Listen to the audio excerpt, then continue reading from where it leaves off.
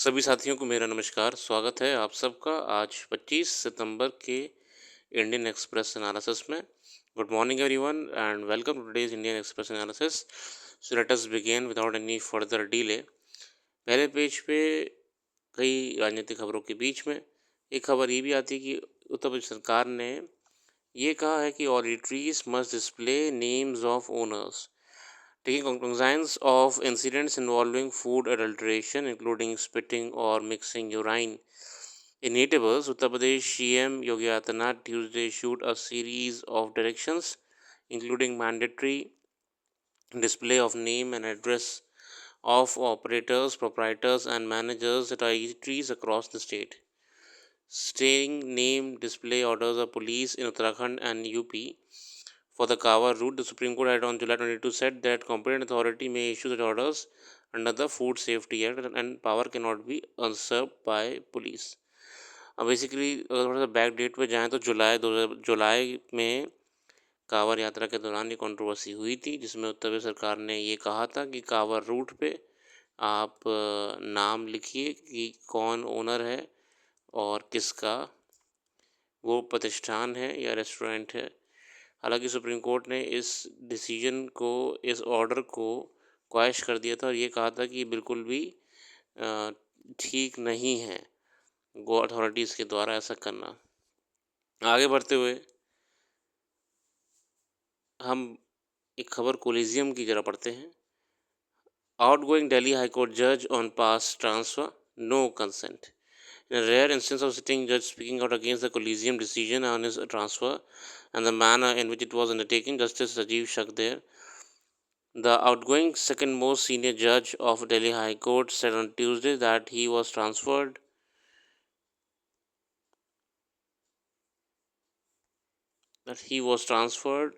to Madras High Court in 2016. Although he did not give his consent, he admitted that he was deeply unhappy at the time. Justice Shakdher, who has been appointed as Chief Justice of Himachal Pradesh High Court, was speaking at a farewell event organized in Delhi High Court. The events of April 2016, much to my sadness, I was shifted to another court. Today is a day of court confessions and I want to make one. I was deeply unhappy. Of course, there was no consent, the confession. I did not give my consent. ये देखिए collegium पे कई बार ये आरोप भी लगाया गया कि कोलिजियम का जो मैकेनिज़्म है, वर्किंग प्रिंसिपल है, वो बहुत ही अजीब सा है। जजेस की कंसेंट नहीं ली जाती है, उनको कहीं ना कहीं ट्रांसफ़र कर दिया जाता है। कोलिजियम अपॉइंट कैसे करता है, उसमें ऐसी कोई ट्रांसपेरेंसी है ही नहीं। आरोप ये भी लगाए जाते हैं कि फेवरेटिज़्म ज़्यादा वेट करता है कोलिजियम में। अगर आप फैमिली के जज हैं, मतलब कि आपकी हिस्ट्री चली आ रही जजेस की, तो आपको आगे बढ़ाया जाता है, या जहाँ पे आपके सही कनेक्शंस हैं तो आपको अच्छी जगह भेजा जाता है। इन्हीं आरोपों के बीच में एक जज साहब ने ये बात खुल के कह दी है कि 2016 में उनका जहाँ पे ट्रांसफ़र हुआ था, मद्रास हाईकोर्ट ट्रांसफ़र हुआ था, उनकी कंसेंट नहीं ली गई थी, उनको सिर्फ ये आदेश दे दिया गया था। कोलिजियम पे तो सवाल कई बार उठे हैं। आगे बढ़ते हुए EV policy 2.0 in the works, government looking to extend existing one till March. Bharat सरकार नई ईवी पॉलिसी पे काम कर रही है और यहाँ पे दिल्ली सरकार की बात हो रही है। Delhi government plans to extend its electric vehicle policy with beneficiaries wait for Delhi government subsidy and other perks just exemption of road tax after the purchase of new e vehicle. We are started working on the EV policy 2.0 and it will take about 2 to 3 months to prepare the final draft। तो नई policy Delhi सरकार लाने वाली है EV vehicles को लेके, जिसके माध्यम से कई नए परिवर्तन लाए जाएंगे, जैसे कि चार्जिंग स्टेशन लगाने पे बिना आपको पैसा मिलेगा, अलाउंस मिलेंगी, और ईवी व्हीकल ख़रीदने पे आपको रोड टैक्स में रिबेट मिलेगी, और कई चेंजेस होंगे। तो फिलहाल यहाँ पे दिल्ली को उम्मीद है कि एक नई पॉलिसी आएगी ईवी को लेके, और यहाँ पे कैलाश गहलोत साहब, जो रोड एंड ट्रांसपोर्ट डिपार्टमेंट देख रहे हैं, इस पे ड्राफ्ट तैयार करवा रहे हैं। आगे बढ़ते हुए मेन आर्टिकल्स की ओर।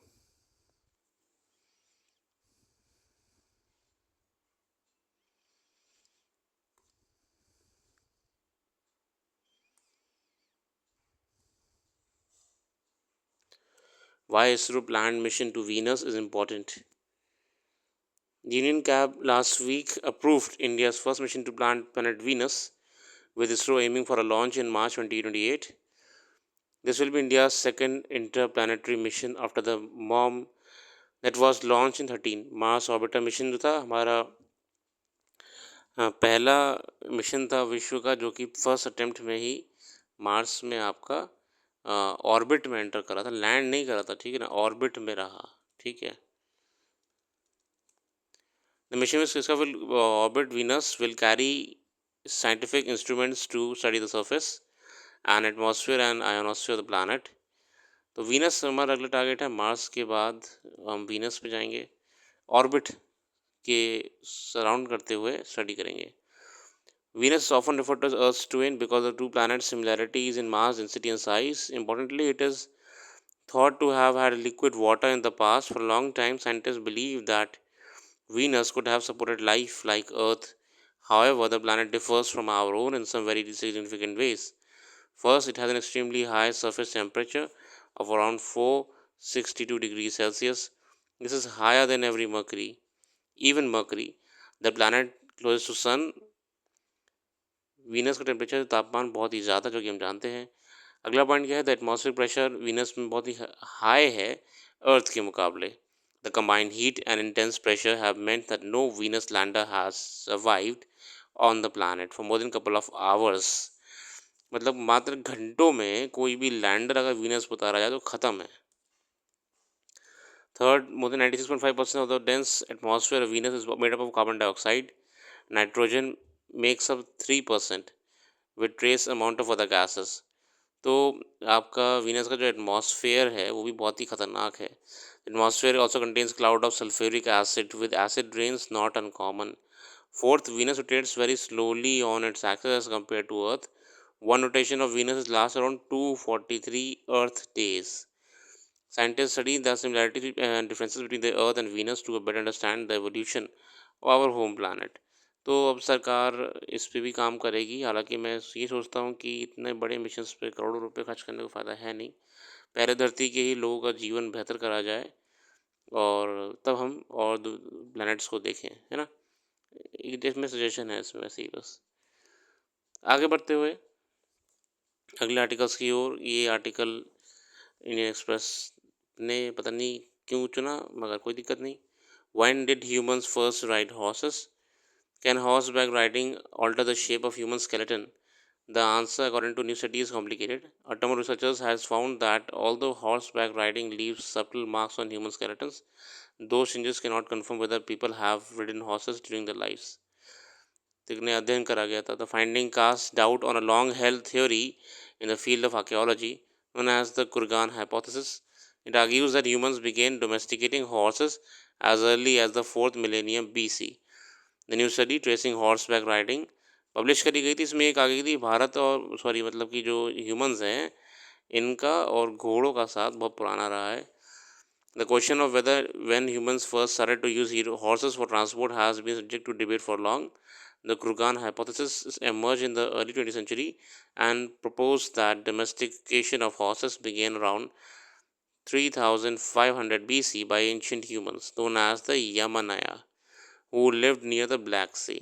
तो ये कह रहे हैं कि लगभग 3500 BC के आसपास पहली बार जो ट्रेस मिले हैं हॉर्सेस को डोमेस्टिकेट करने के, पालतू बनाने के, वो ब्लैक सी के पास में यामानाया लोग हुआ करते थे, उन्होंने करे।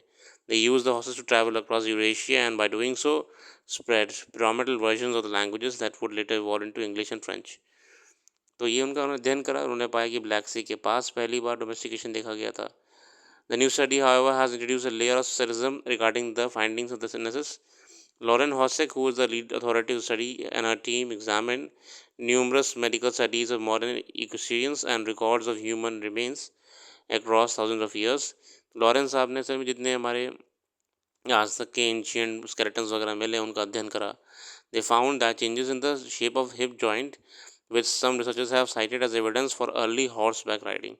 तो उन्होंने जो स्केलेटन्स का अध्ययन करा जो कि एंशियंट टाइम पे मिले हुए थे हमें, तो उन्होंने कहा कि हिप जॉइंट का कुछ शेप में परिवर्तन दिख रहा है, मतलब कि वो हॉर्सबैक राइडिंग करते थे। Can result from various activities, for example ancient humans who are believed to have used donkeys and cattle to pull carts या एसेस, ये भी हो सकते हैं। Over time, this repetitive, intense pressure from that kind of jostling in a fixed flex position could cause skeletal changes. This means that human skeletons alone cannot be enough evidence to confirm the Yamanaya people domesticated horses. मगर ultimately ये कहा कि जरूरी नहीं है कि वो सिर्फ घोड़ों से ही हुआ हो, खच्चरों से भी हो सकता है। तो अभी भी कोई सॉलिड प्रूफ नहीं है कि हम यामानाया लोग जो ब्लैक सी के पास में पाए गए थे वो लोग हॉर्स बैक राइडिंग करते थे। अगला आर्टिकल है in cold blood,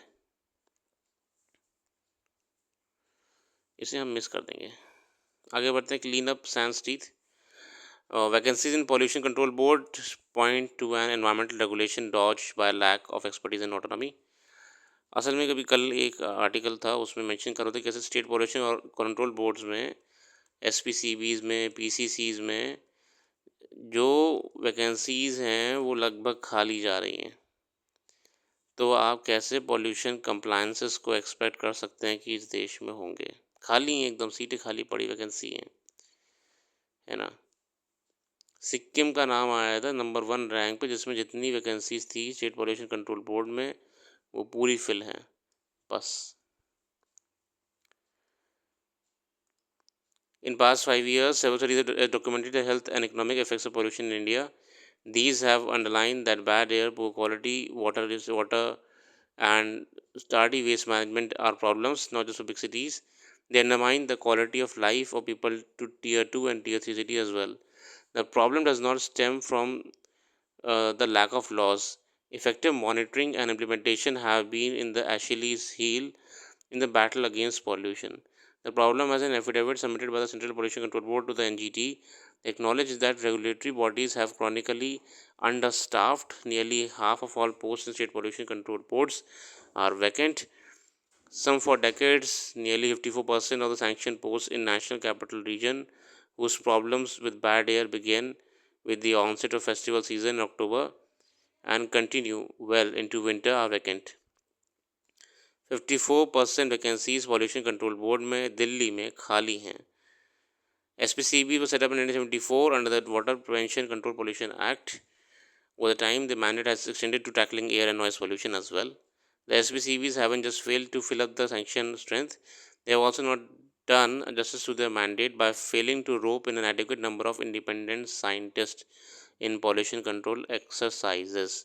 The autonomy of these agencies on technical issues is often comprised because civil servants and officials with a background in government are not experts. Hold most of top post, मतलब कि जो top post बैठे ले हुए हैं यहाँ पे वो हैं सिविल सर्वेंट्स, जो कि सिविल सर्वेंट्स हैं मगर वो एक्सपर्ट नहीं है इस फील्ड के। Moreover, the terms of the chairperson and member secretaries of these agencies vary from year to 3 years. Only in rare cases have these officials held in position for more than 5 years. चिंता का विषय है कि vacancies खाली जा रही हैं pollution control board में और जनता उम्मीद कर रही है कि स्टेट पॉल्यूशन पे काम करेंगी। दिल्ली में 54% वैकेंसीज हैं स्टेट पॉल्यूशन कंट्रोल बोर्ड में, 10 साल से नहीं भरी गई हैं। दैट इज़ वाई पॉल्यूशन के कंप्लायंस बिल्कुल भी नहीं दिखाई देते हैं हमको राज्यों में और पॉल्यूशन आए दिन बढ़ता जा रहा है। तो बड़ी बड़ी मीटिंगों में या यूएन वगैरह में बातें करने से अच्छा है कि हम ग्राउंड लेवल पे वी एक्ट ऑन इट, है ना। आगे बढ़ते हुए अन्य आर्टिकल्स की एंड द वुमेन वैनिशेस, ये ऑस्कर को लेके बेकार आर्टिकल आते कीजिएगा। और श्रीलंका में नई प्राइम मिनिस्टर चुने गई हैं, Harini Amarasuriya as the new prime minister of Indian Ocean island nation Sri Lanka. और अभी प्रेसिडेंट कौन चुने गए थे? AKD, ठीक है ना, मार्क्सिस्ट व्यू के हैं AKD। ये प्रेसिडेंट साहब हैं, ये प्राइम मिनिस्टर है।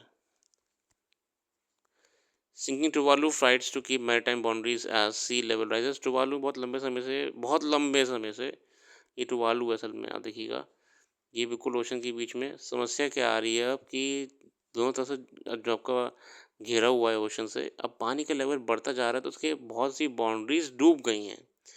और इवन अभी हाल ही में UN के हमारे चीफ एंटोनियो गुतरेस भी वहाँ पे विजिट करने गए थे।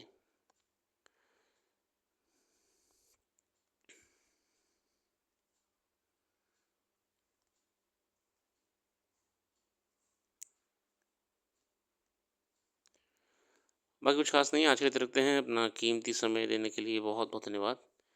आपका दिन शुभ हो।